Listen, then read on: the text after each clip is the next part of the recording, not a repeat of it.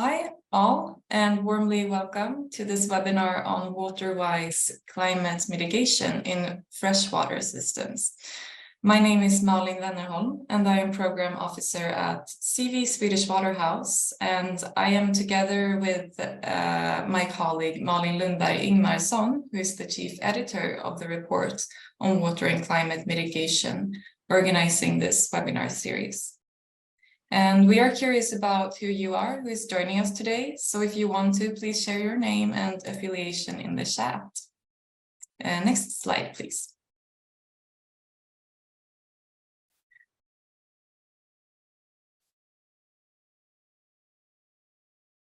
And in this webinar series, we deep dive into 5 of the chapters in the report. And this is the 4th session where we will focus on chapter 6 of the report on climate mitigation in land systems. Next slide. And here is the agenda of this session. You will hear about the role of land systems in climate mitigation from speakers from CV and Stockholm Resilience Center. And before we go into the land sector, I will give you a quick introduction to the report. This is a little bit of a repetition for those of you who attended the WASH, energy and freshwater sessions earlier this year. And please note that you can post questions in the chat throughout the webinar. And there will be a time later where we will attend as many of your questions as possible. And please indicate what speaker the question is directed to. Next slide, please.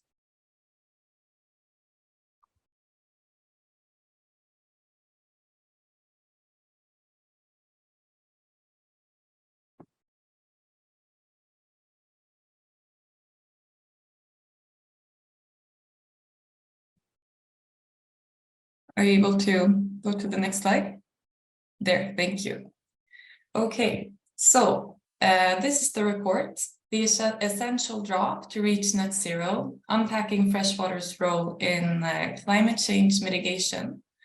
And the study is a joint effort by CV, Stockholm Resilience Center, the Potsdam Institute for Climate Impact Research, the UN Development Programme, the German Development Agency, GIZ, and the German Federal Ministry for Economic Cooperation and Development, BMZ.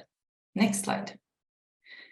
And in the report, the authors mapped climate mitigation measures, including actions and response options, by looking at their mitigation potential, as well as their freshwater dependence and impact.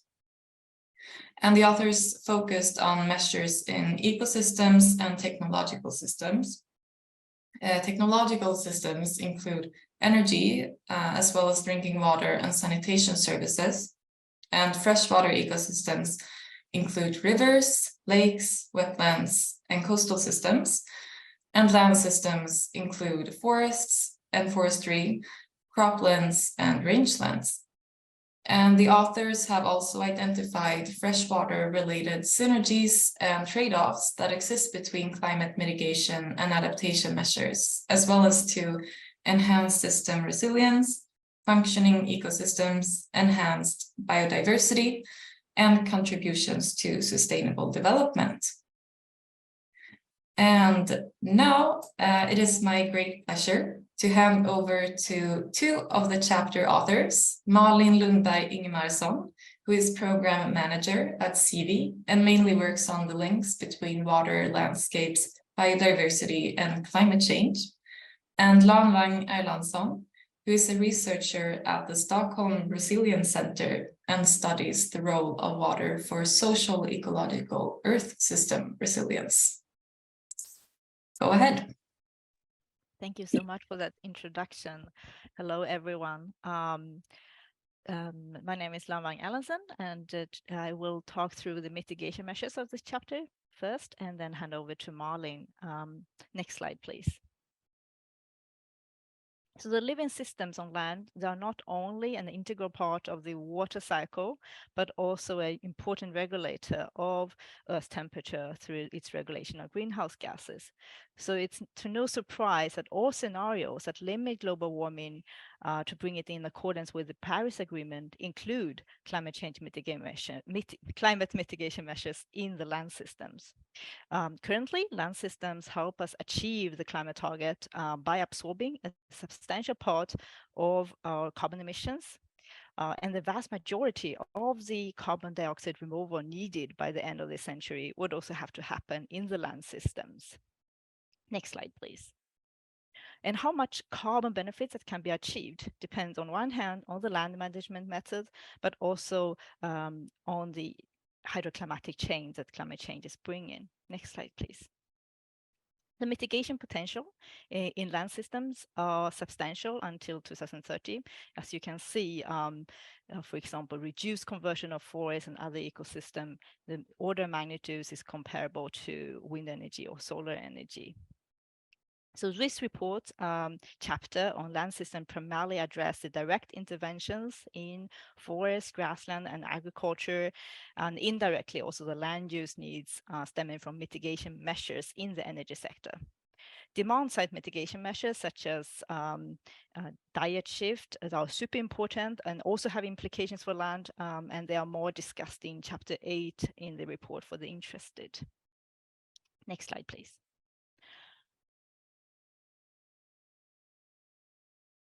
So mitigation measures in forest system, these include prevention of deforestation, reduction of forest degradation, of land degradation, reforestation and afforestation of different kinds, and land management approaches, mainly for the purpose of increasing the land carbon sink, the storage and sequestration of carbon in the systems. Compared to short vegetation systems, forest or forested areas typically retain more water in the soil. They intercept more water from the rainfall, they evaporate and transpire more, so provide more moisture to the atmosphere, and thereby also contribute to rainfall generation downwind. Next slide, please.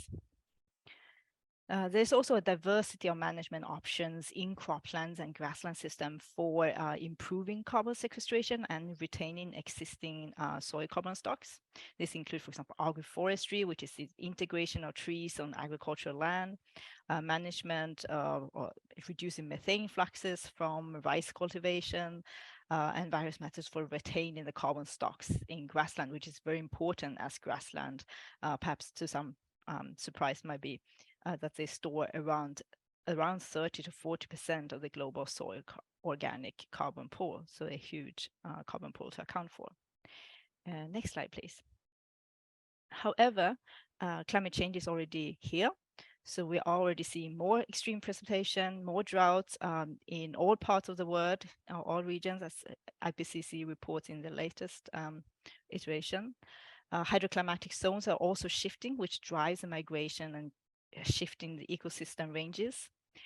In addition, deforestation and other land use changes are also important drivers of changes in the water cycle. Next slide, please. So all of these changes in the water cycle are super important to consider and account for as we plan for mitigation measures on land. For example, the drought and deforestation in the Amazon is already pushing the rainforest from being a carbon sink to a net carbon source. So in other words, instead of taking up carbon emissions released by human activities, it starts emitting carbon instead.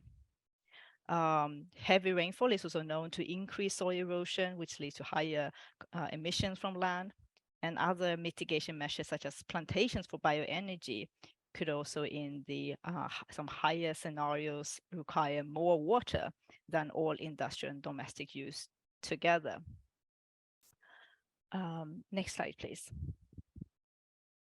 There are also undesirable impact from mitigation measures that we need to consider. For example, because of higher evaporation, transpiration rates from forest, afforestation and reforestation can also reduce local stream flows and decrease groundwater tables.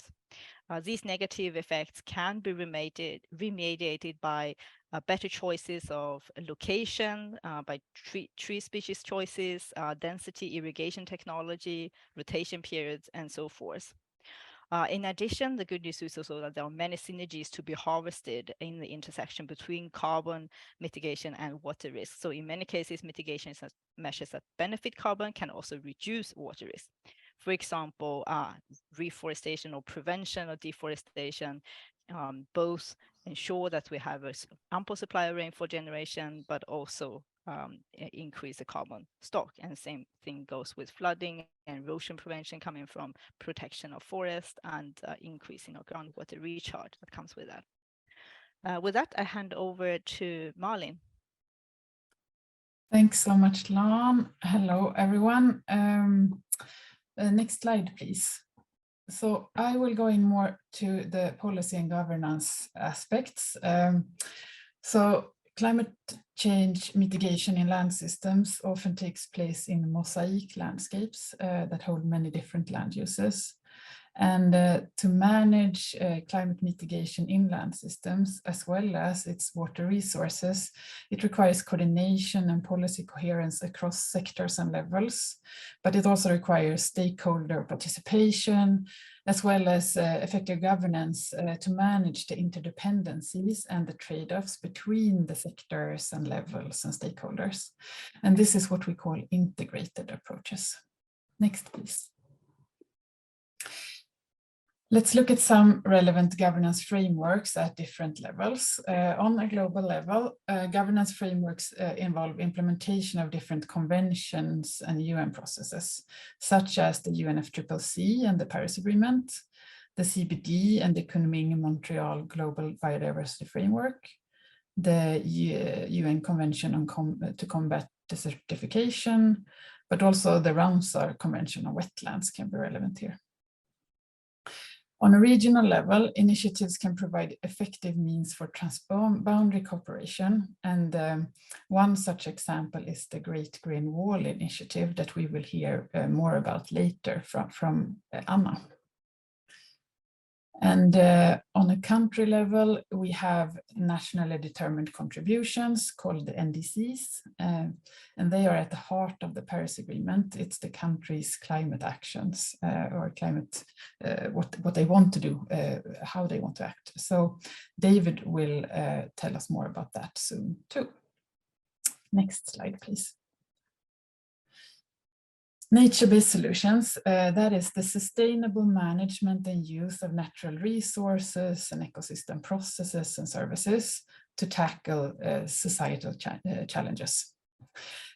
One example can be forest restoration, and that can be used to enhance carbon storage, to improve biodiversity, improve water flows, soil fertility. It can also be used for timber production and access to nutritious fruits and nuts in the forest, for example. And nature-based solutions, they are currently a hot topic on any level of policy, of climate policy. Because they serve great opportunities to support ecosystem services and account for multiple co-benefits, both environmental, social, and economic. And in the right circumstances, nature-based solutions can also be cost-effective if we compare to technical solutions. But it's important to know that there are trade-offs. And one example can be that in climate mitigation policy, it could be so that we encourage nature-based solutions with low biodiversity value because there is a higher production, such as an afforestation initiative with non-native monocultures. That could be the best for enhancing carbon storage, but in that it could also risk resulting in maladaptation, biodiversity loss, reduced ecosystem resilience and so on. So that's why it's very important to always put the climate actions into a bigger context and assess trade-offs and co-benefits. Next, please. One important change agent is the financial mechanisms, and they can include rewards, incentives, payments, and blend finance. And one such example is payments for environmental services. And they are incentives that are offered to, for example, farmers or landowners in exchange for that they manage their land to provide some sort of ecological service. And that could be, for example, carbon sequestration. And one well-known example of payment for ecosystem service is the RED mechanism. And that is promoting forest conservation and restoration as a climate mitigation measure. And this is something that Grace will tell us more about a bit later. Next, please. As I mentioned in the beginning of my presentation, one of the things that came out very strong in our report is the need to work with integrated approaches. And one such example is the landscape approach. And this is an integrated approach to understanding system interactions within the boundaries of a landscape. That could be a watershed or a water catchment area, for example. And in any integrated approach, stakeholder interaction is key. The landscape approach is designed to support stakeholder dialogue and discussion regarding shared resources, for instance, water, and to address trade-offs for optimized synergies and co-benefits. And so this integrated approach is one effective and long-term and water-wise climate mitigation that requires integrated approach. So it's really important to think about this as a bigger context when we work with land systems. Next slide, please. That's all.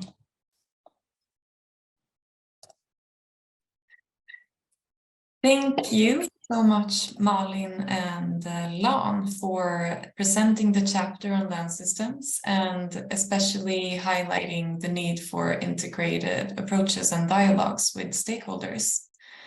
And now, please welcome my CV colleague, David Hebar-Coleman. And David is a program manager at CV and is an environmental planning and policy expert. And David will share some water perspectives of countries' engagements in mitigating climate change from his study on the enhanced nationally determined contributions. Go ahead, David.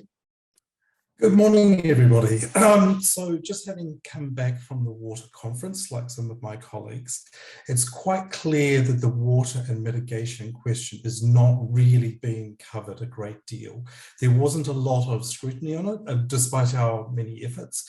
And I think this is an important factor to consider as we move into the next round of NDCs. I know some countries are starting to begin their preparations to actually enhance their latest one because they're already 3 years into the making. So what CV has done in the last couple of years is we've tried to get a sort of an overview of what is happening around water and the NDCs.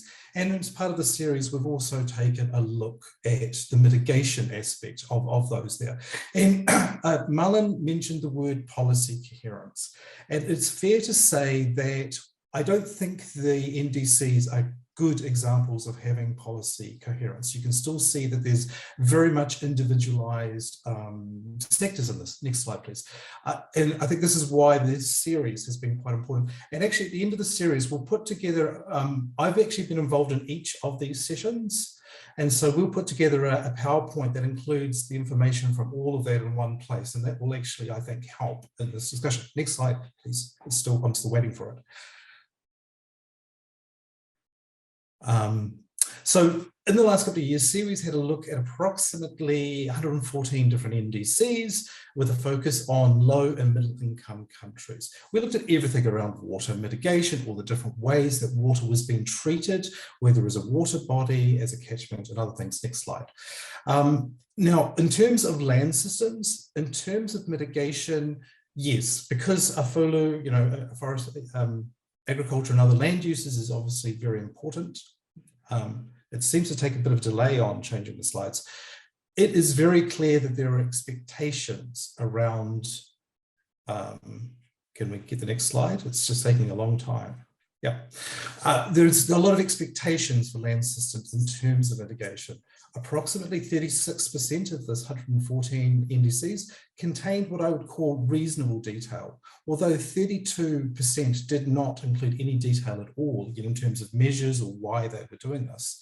The proportion of NDCs with detail around agriculture was higher from sub-Saharan Africa, just over 50%, whilst from Latin America or small island developing states, it was much lower. Irrigation efficiency measures were probably the most common measure in terms of this part around agriculture and croplands.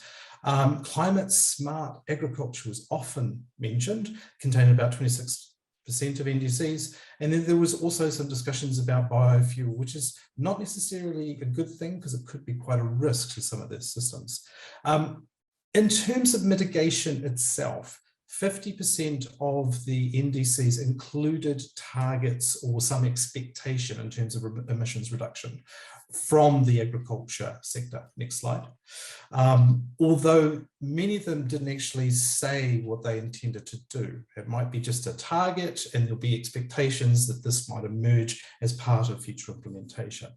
In terms of forestry, now, for our particular report, we did treat this a little bit differently to the freshwater mitigation.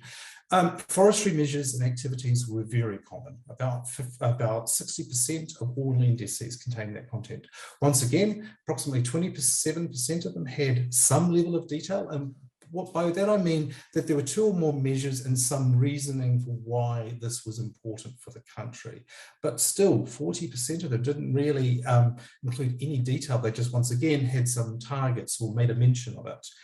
Higher, as you'd expect, in the Latin American and Caribbean locations and sub-Saharan Africa, whilst from SIDS or the MENA region, forestry measures tended to be lower. Despite the lack of detail or measures, forestry targets were the most common mitigation type of activity in many of all the mitigation sections that we looked at 63%. Next slide. And these were, now the first number is slightly wrong, it's actually 76%. So of those countries that had forestry measures in their mitigation sections, about 76% of them had reforestation measures. About 60% of them had afforestation or expectations around plantations. 67% of them had forest restoration or rehabilitation, so they're looking to improve the existing forest. Then 73% talked about sustainable forest management or similar types of activities. And about a third of them had legal forest protection as part of what they were looking to do in their measures in order to meet the emissions reduction commitments that they were making. And then the reductions in the rate of deforestation or RED measures was about 50%. Next slide. So as I mentioned at the outset, there is still a lot of room for improvement. Whilst forestry and agriculture are very common in mitigation sections, there was very little linkage to adaptation measures or measures themselves. How are they actually going to do this in terms of meeting their targets? Whilst some targets were included, including some estimates on how much forest would be restored or forested or reforested, most had limited baseline data in order for us to understand what they intend to do. And very few of these measures actually took a basin or a localized approach. It was inevitably at a national level. So it's difficult to see what exactly would be happening in a basin and therefore impacting on the local hydrological system. So there's a lot of work to be done. They improved, but there's a lot of work to be done. I'll pass on now. Thank you. Thank you so much, David, for that presentation. We now have 2 case studies to build further on what Malin, Lan, and David have shared. First, we have Grace Wong, who is a researcher at the Stockholm Resilience Center, and her research focuses on ecosystem services, poverty, and equity within complex social ecological systems. And Grace will give us a presentation on climate change mitigation, development, and social environmental injustices in forest frontiers. Welcome, Grace. Thank you. Good morning, everyone, and also good evening from Kyoto, Japan. So I think Lan, Malin, and David provided really excellent overview of some of the bigger policy and also some of the water, hydrology and land systems interactions. And what I like to dwell in a little bit is how some of these forest-based mitigation efforts have unfolded on the ground, and what some of our research we've done about, I was part of a project that looked at the impacts of REDD+ policies, both on the ground as well as the politics of REDD+ over the last 12 years. So this is kind of an overview of some of our findings and linking it to the hydrology and land system cycles. Next slide, please. So this is basically just to reiterate what Lan has already said. Forest-based mitigation efforts are high in confidence and is also a priority in many NDCs. But of course, a lot of the water issues that are related to some of these mitigation measures are not really considered, and particularly where a lot of the efforts of reforestation, afforestation, and forest restoration that is very popular amongst many countries, NDCs, and many actions, the thinking behind where some of these projects are placed or are located do not really consider neither water issues nor very much about other types of ecosystem services also. Next slide, please. So back to the Paris Agreement in 2015, it really put forest and climate change very high on the agenda, and it also prioritized really financing for results-based payment for different types of either policy approaches or positive incentives to reducing deforestation and other types of forest mitigation efforts. And really, REDD+ is one of the financial instruments under this Article 5, but also Article 5 really highlighted the importance of non-carbon benefits, whether they're biodiversity benefits, livelihood benefits, and other types of ecosystem services benefits. But I think these non-carbon benefits have kind of largely been overlooked in the implementation of many of these projects.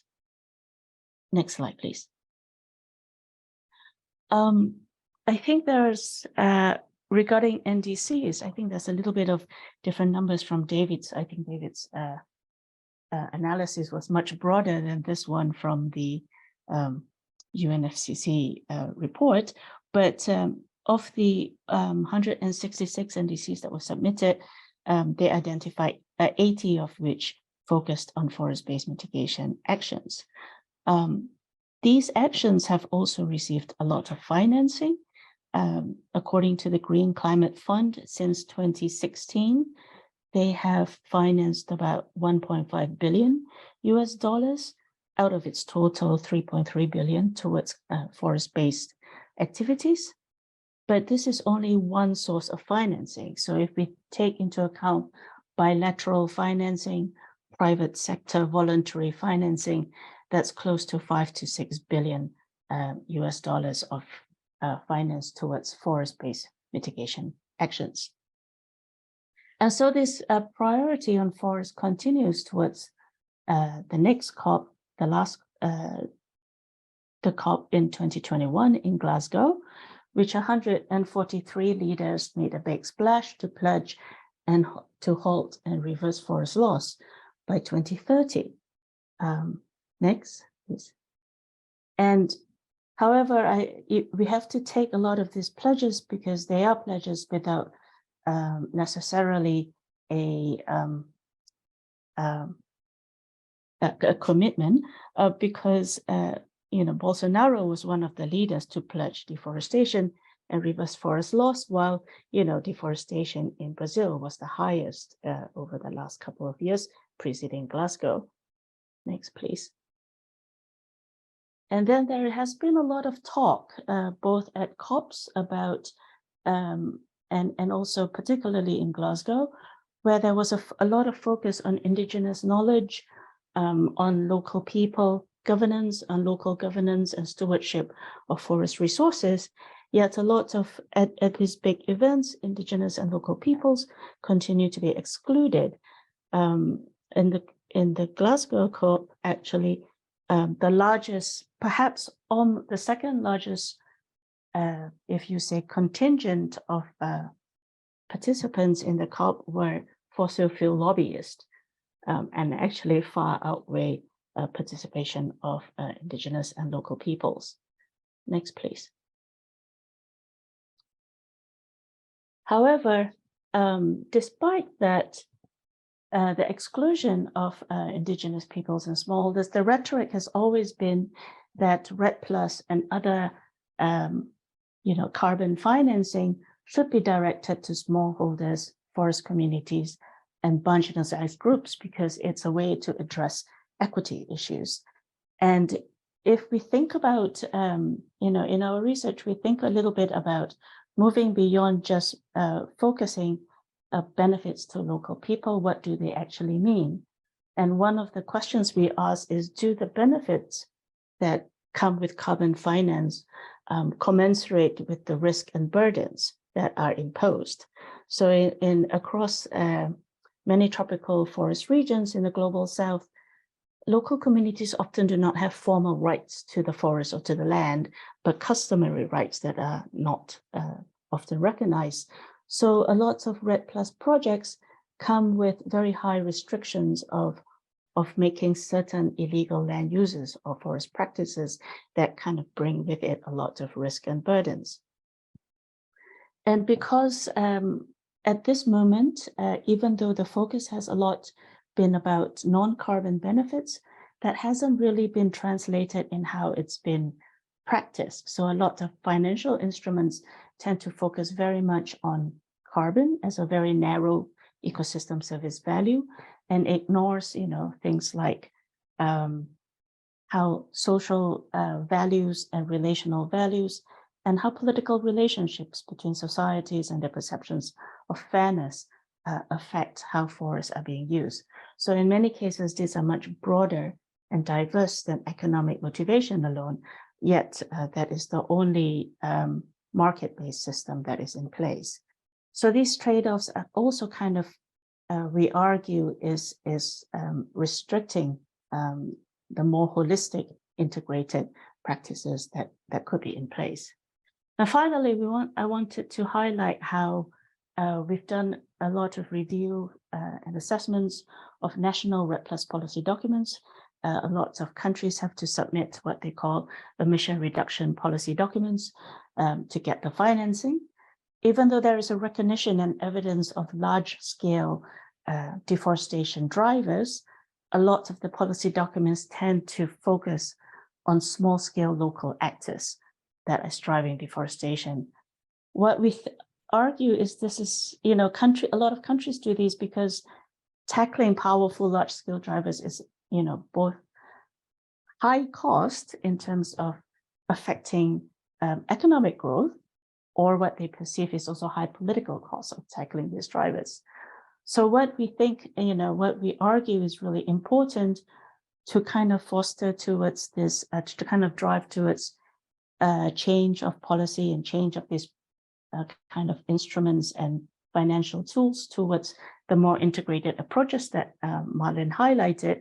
We really have to look at the politics of climate finance and really understand what policies and interests in each of these countries lie, so that we can kind of push towards a broader understanding of ecosystem values and to kind of focus more on co-benefits. So our argument is to really think about the politics of climate finance beyond just amounts of climate finance. So that's all I have. Thank you. Thank you so much, Grace, for your presentation. And we'll go ahead to our next case study, which will be presented by Anna Tengberg. And Anna is a senior advisor for CV Swedish Waterhouse and adjunct professor at Lund University Center for Sustainable Studies. And her work focuses on water for resilient landscapes. And Anna will today present on the Great Green Wall Initiative and how it supports ecosystem services and livelihoods in the Sahel in Africa. Welcome, Anna, and please change the slide. Yes. Thank you very much, Malin, and hello, everyone. Yes, I decided to focus on scaling potential and social impacts of sustainable land management projects in the Great Green Wall. And land here refers to the soil water system and the biota it supports, also water is included. And this is based on a project I'm involved in together with the Lund University Center for Sustainability Studies, and it's funded by the Global Environment Facility, which is the financial mechanism of the multilateral environmental agreements, including the climate change agreement, biodiversity, and desertification.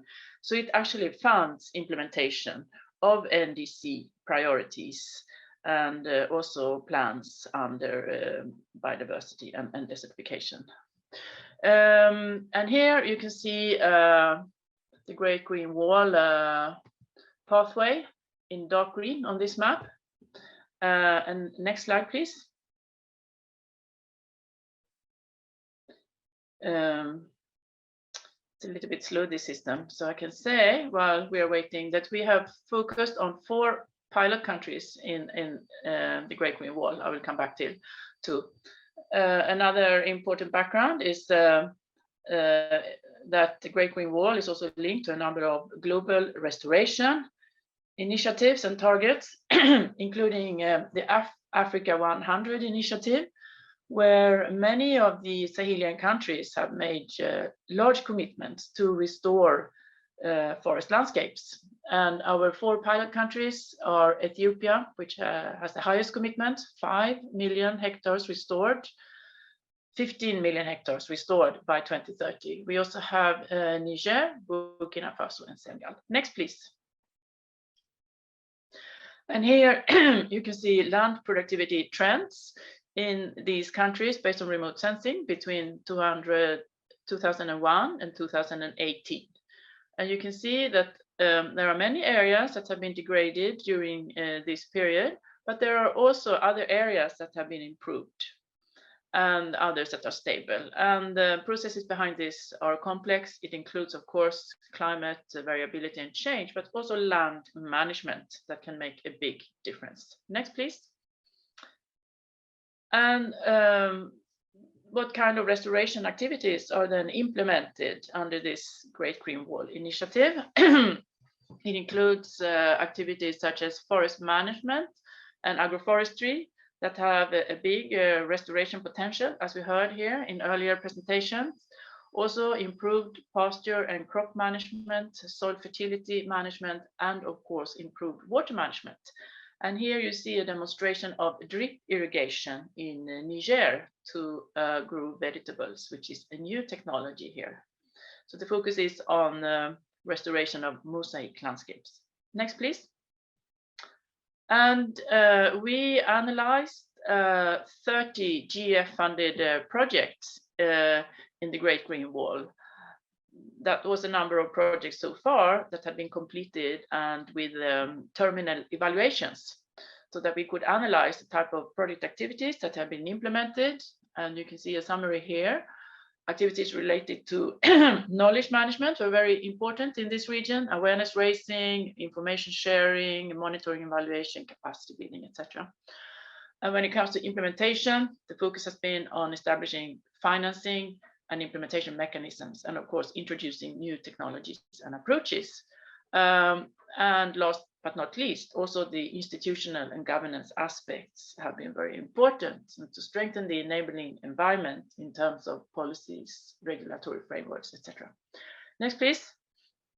So based on this analysis, we developed a scaling evaluation framework along 7 evaluation domains, corresponding very much to the activities we identified here. So you can see at the bottom on the right hand here, those domains for evaluation: capacity building, monitoring systems, let's see if I can read here, implementation, resilience, funding mechanisms, stakeholder engagement, and institutional context. Next, please.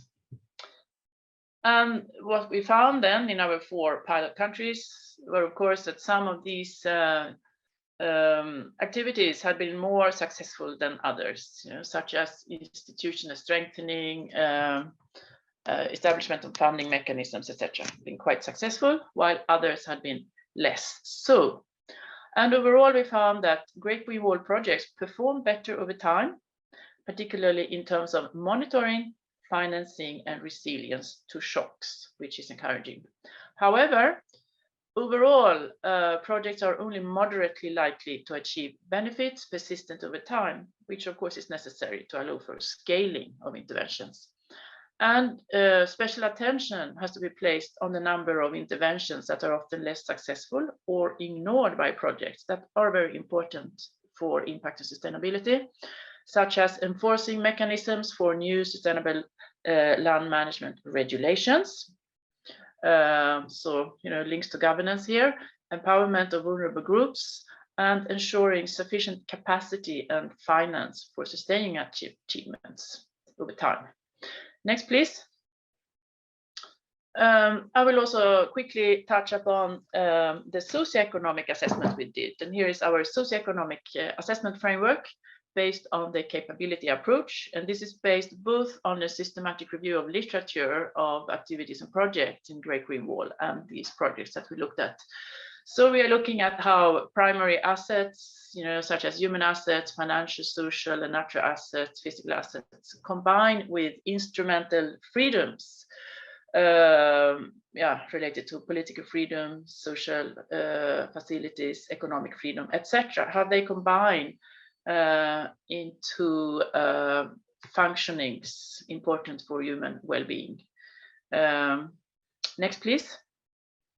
And there, through this, we identified factors influencing uptake of sustainable land management in Great Green Wall countries and the impacts on well-being, as we defined in this previous figure. So we can see individual factors that are important are knowledge and physical natural assets, tenure security, of course, financial assets, etc. And then collective factors in the political, economic, and social domains are also important to produce social impacts related to well-being, income, jobs, productivity, health and nutrition, gender equality, etc. And you can see also how these impacts were reported in the different GEF projects, both as direct and indirect impacts. Next, please. So I end my presentation here, and we hope that these assessments that we have done on scaling, factors important for scaling of projects in the Great Green Wall will inform the future design of projects and their implementation in this region to ensure multiple global environmental benefits, both for the environment, the climate, and to ensure socioeconomic benefits. And here you can see the Senegal River in the background. This is at the border between Senegal and Mauritania. Also an extremely important water resource to protect in these landscapes. Thank you very much. And thank you, Anna. And now we will actually welcome all the speakers back and open the floor for questions from the audience. And we can take down the PowerPoint presentation for a while. Thank you. And we do have one question in the chat from Maria. And she asks, as with REDD+, there are risks with large-scale nature-based solutions with main focus on carbon, as Malin raised. There are trade-offs with biodiversity, water, and livelihoods if not done well. So what room do you experts see in high-level policy circles for bringing up these challenges and the need for more nature and community-based solutions with broader socio-ecological system focus in its operations and goals? Any of the speakers want to take on that question? I can start a little bit. Thank you, Maria, for that important question. I was just now in the UN Water Conference in New York last week, and there, and also I've been in the climate COPs and so on. And I think that the messaging is there. They talk about the importance of working holistically, of these integrated approaches. There is a lot of focus on including indigenous peoples and so on when they talk, or when in the communications. But then when we look at it, as Grace said, it's not happening as is communicated. So there is a big gap between what is said and what is done. And I think part of this has to do with that it's so very complex to work with integrated approaches. It's much more difficult to include all stakeholders and to think about all levels and so on. But we have come to a stage now where we cannot make there are no simple solutions anymore. We need to work with these more complex ways of facing problems in order to make it sustainable, in order to make it long term and so on. So it's very complex, but I think that slowly we are moving in that direction at least. Please correct me if you disagree, David. You were also at the conference in New York. I think the word slowly is very accurate. Part of the problem that is often faced, and I know this in my own work directly with the preparation of NDCs, is that there is still a lot of silos within different governments. And it is a real struggle to get different ministries to actually talk to each other. So whilst they might be actually engaging in the course of preparing an NDC, then they're often doing their own standalone preparations and not thinking about both that policy coherence. And so I know in my own work, we've talked a lot about how many mitigation activities may have real implications for hydrological functions, but the energy sector will still go out and do its own thing and doesn't necessarily consider. It's the same to a certain degree with forestry. We are trying to do at least some projects where we're getting the involvement of 2 or more ministries involved. So we may not be able to get the whole ensemble, but perhaps by at least combining, say, the Ministry of Water with the Ministries of Forest to ensure that any programs around emissions reduction take into account both sides. Hopefully we can cover more 90% of the challenges rather than it's sort of just been all on carbon and end up sort of planting things that massively impact on the hydrological system. Thank you. Do we have any other comments from other speakers on that question? Yes, Grace. Hi, thank you. Yes, I think, I agree a little bit with what Malin and David were talking about. And I think also one approach or one way that governance structures have kind of evolved to tackle these issues is to move a little bit down to the subnational level, because at that level is often a governor or a mayor that is making decisions across multiple sectors. And we've seen the governance and climate task force, which has have been very progressive in thinking about these integrated issues. However, there are, unfortunately, some have made incredible progress, but some have also been kind of affected by politics in the country, like in Brazil, where then everything kind of collapsed under the last administration. But we are hopeful that this kind of local level processes may hold some prospects. Mm-hmm. Yeah, thank you. We also have another comment in the chat. Aren't we coming to the point that the democracy is a must when we talk about REDD+ payments to the governments? And this person has written, I say this because if there is an authoritarian government such as Bolsonaro, indigenous local people will be neglected. Any further comments on that from the speakers? If not, I will. So just to say on that, so things that I didn't say is, look, there's been a clear evolution of the NDCs. They've definitely improved. They're going to continue to improve. And one of the areas that I think we're hoping that it'll be more improvement will be the accounting for subnational level sort of emissions reductions or adaptation actions within the whole system. And I think this is where some of this this aspect will come in. Yes, I know you're talking about democracy, but at those local levels, there can be quite strong democracies even within a bigger system.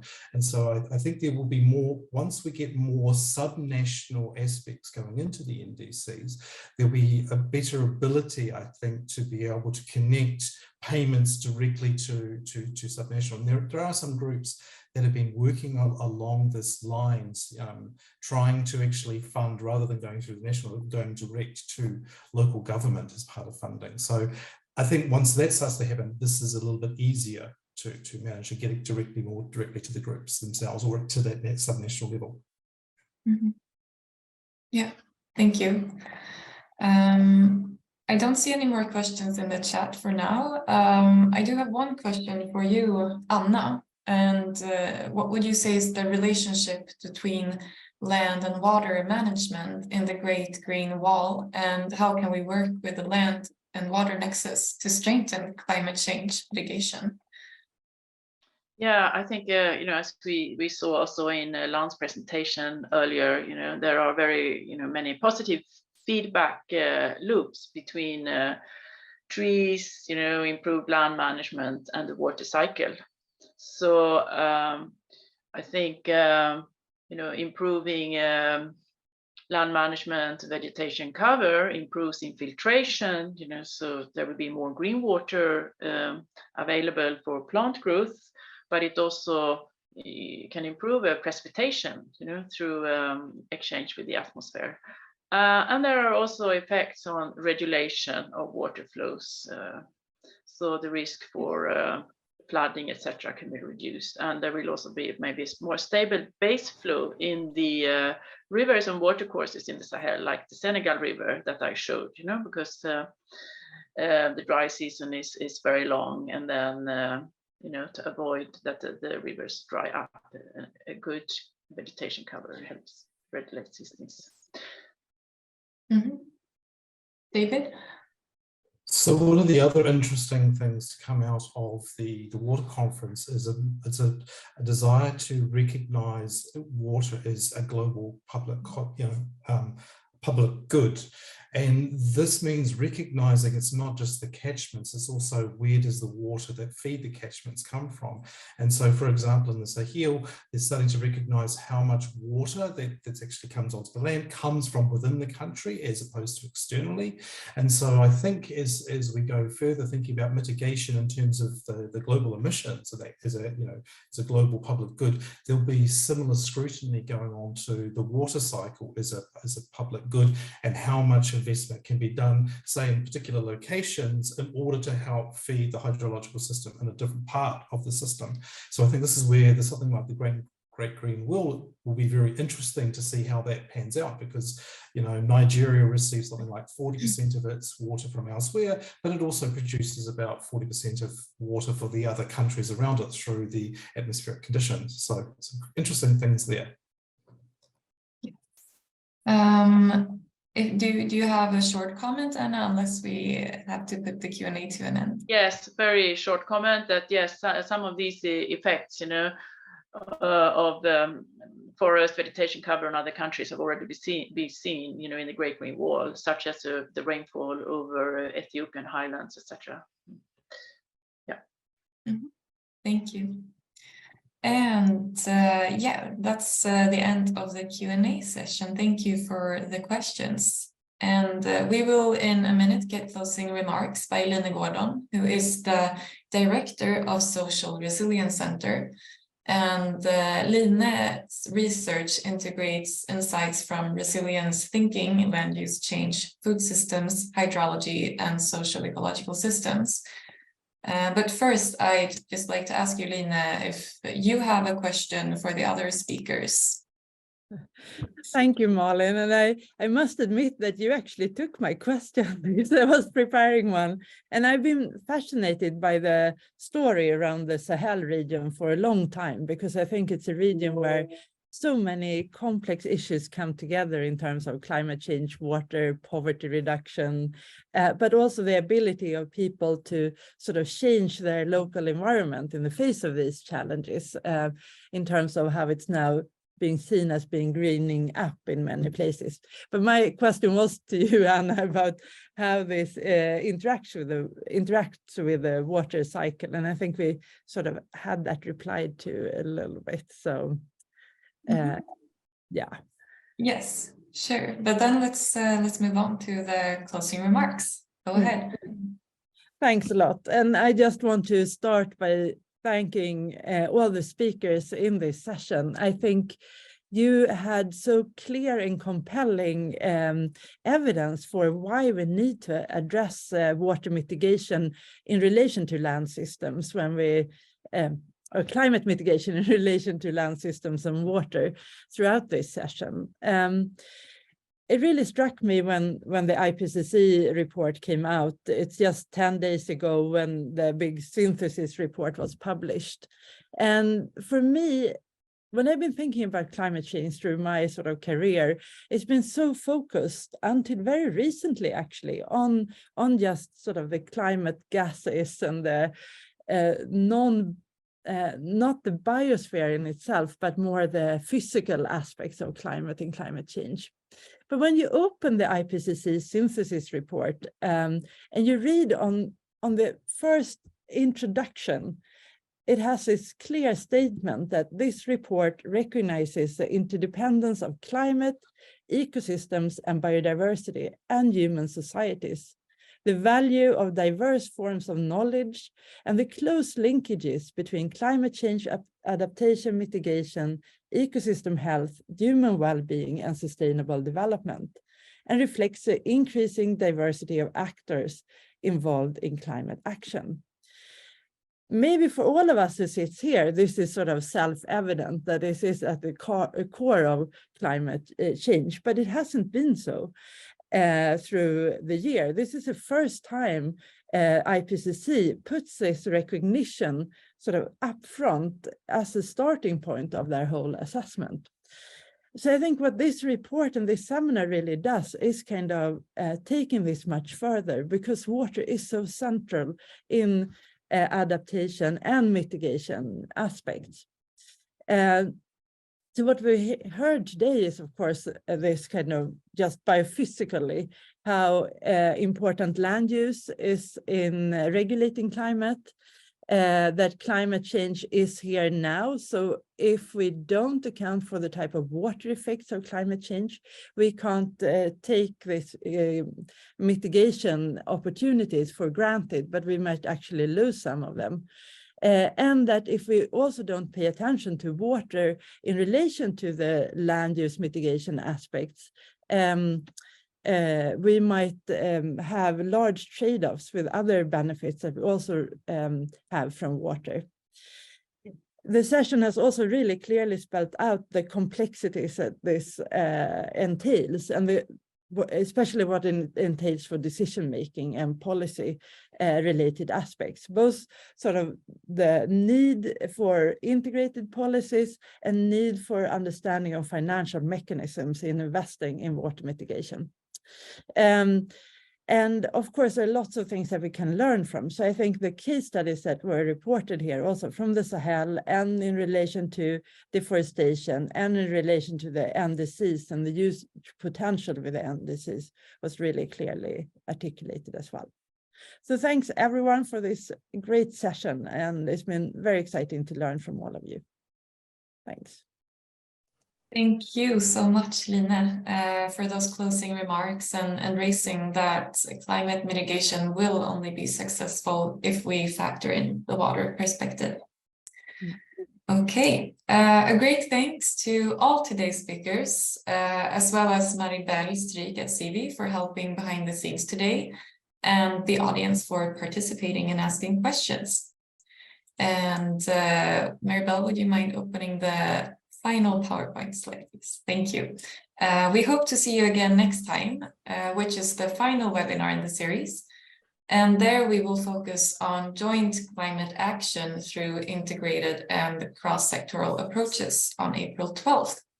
And you can already sign up for the webinar through the link in the chat. So thank you all, and we hope to see you again soon. Bye.